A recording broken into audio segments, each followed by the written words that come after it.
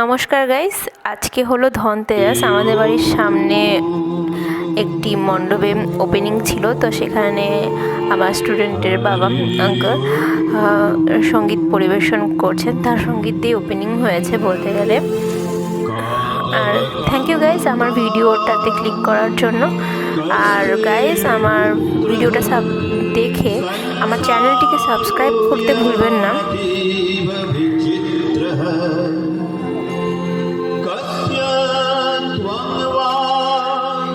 সেদিন অনেক কয়েক জায়গায় ওপেনিং ছিল, তো আমাদের বাড়ির সামনে যেহেতু আমরাও সব ধনতেরাসে বাজারঘাট করে ওখানে গিয়ে বসলাম, তো অনেক মানুষজন এলো, ওপেনিং হলো, সেগুলো আমি ভিডিও করতে পারিনি।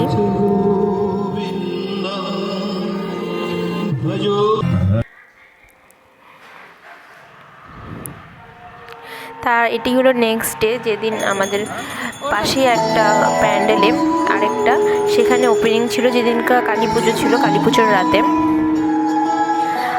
আমি তো করতে পারিনি, আমি হলো উপবাস ছিলাম জন্য আমার স্টুডেন্টদেরকে দিয়ে আমি ওদিনকার প্রোগ্রাম করাই, ছোট একটা প্রোগ্রাম সামান্য। কারণ সারাদিন উপবাস থাকার পরে আর ডান্স করা সম্ভব হয়ে ওঠেনি আমার।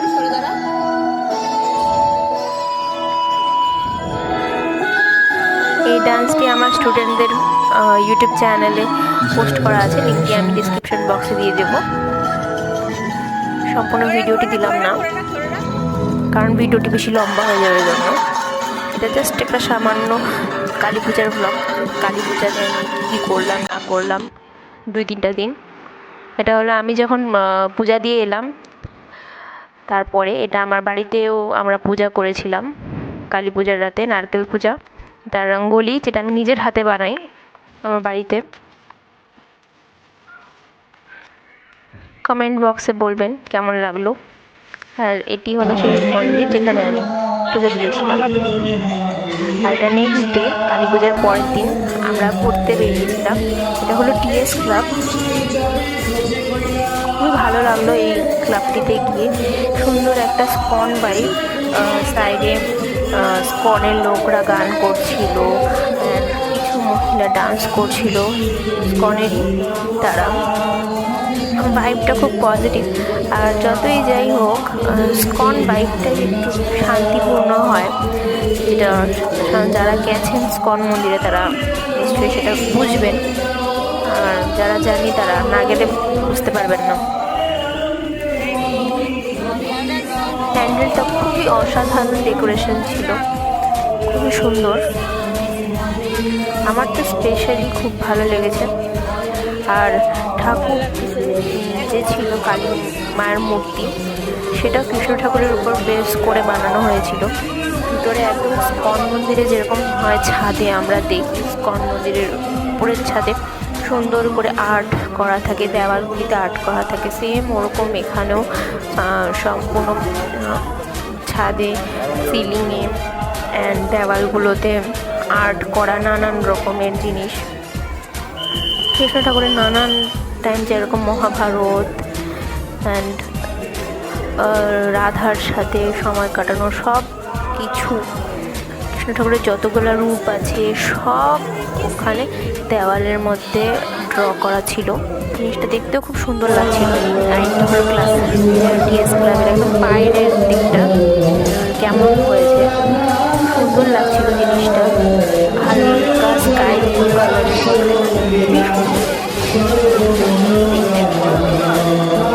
যারা গেছেন টিএস ক্লাবে তারা জানেন কতটা ভালো লেগেছে।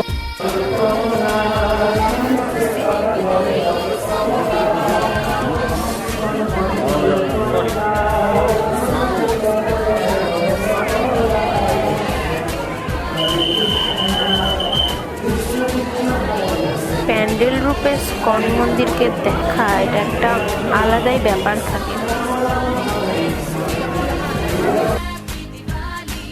কিছু ফটোজ দেখলাম ওখানে তোলাম। আর এটা হচ্ছে স্টেডিয়ামের পাশে পুজো হয়েছিল, ক্লাবটির নাম আমার মনে নেই, কাঞ্চনজঙ্ঘা স্টেডিয়ামের পাশে। এটিও খুব সুন্দর হয়েছে পূজাটি, সম্পূর্ণটা মহাদেবের উপর বেস করে বানানো, খুবই সুন্দর লাগে দেখতে। মহাদেবের মাথার থেকে বের হওয়া গঙ্গা জলের fountain all that looks very amazing. খুব সুন্দর একটি শিবলিঙ্গ বানানো হয়েছিল। এখানে ওয়ালগুলিতে সব ড্র করা শিব ঠাকুরের সব কিছু মুহূর্ত, সব জিনিস। নাও এটা আমরা এসে গেছি স্বামী বিবেকানন্দ স্কুলে। এখানেও খুব সুন্দর বানায় প্রত্যেক বছরই, এভরি ইয়ার আমরা যাই। এবার এখানে আদিবাসীদের থিম নিয়ে কিছু বানানো হয়েছিল, সেটা দেখলেই বোঝা যায় আর কি। চারিদিকে যে পুতুলগুলো হয় দোকানে, যাদের ড্রেস পরানো থাকে তাদেরকে নানান আলাদা রকমের আদিবাসী ড্রেস পরায় সুন্দর করে সাজানো হয়েছিল। অ্যান্ড আদিবাসীদের থিমকে ফলো করা হয়েছে এখানে। খুবই সুন্দর লেগেছে আমার এই থিমটি। নাও এখন আমরা এসে গেছি এনজিপির দিকে। এখানেও একটি খুব সুন্দর প্যান্ডেল। এখানে গাছ, স্পাইডারটাকে দেখে আমি ফার্স্টবার খুব ভয় পেয়ে গেছিলাম যে বাপরে এত বড় স্পাইডার। এটা হলো বাঘাযতীনের পূজা, বাঘাযতীনের রবীন্দ্র মঞ্চের পাশে। এখানে খুব সুন্দর কনসার্ট হয়। আর নাও এটা আমার বাড়ি। দেখে বলো কে করেছে। টোটালটাই আমার আর বাবার করা লাইটিং। কেমন লাগলো কমেন্ট বক্সে প্লিজ জানাবেন কিন্তু।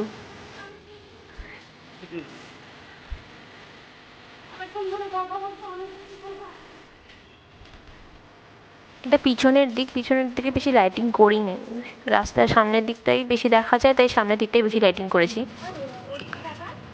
এটা হলো পরের দিন, আমরা ফানুস উড়াচ্ছিলাম।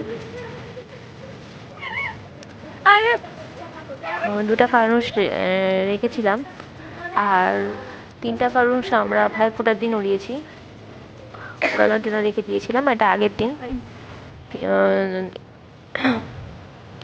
ভাইফোঁটার ব্লগে সেটা আপনারা দেখতে পারবেন। ভাইফোঁটার দিন যে ফানুসগুলো উড়িয়েছিলাম। হাওয়া কম থাকাতে না ফানুসগুলো উড়তে চাচ্ছিল না, এটা যা সমস্যা। কিন্তু প্রথমের ফানুসটা না যতদূর গিয়েছিল তার থেকে বেশি আমাদের সেকেন্ড ফানুস যেটা আমরা উড়িয়েছিলাম সেটা অনেক দূর অবধি গিয়েছিল।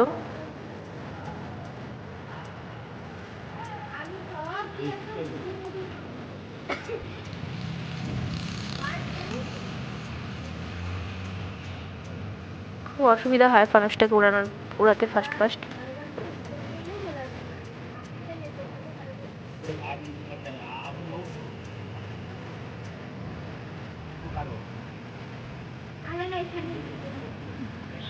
টেনশনে পড়ে গেছিলাম যে এত উড়বে কি উড়বে না।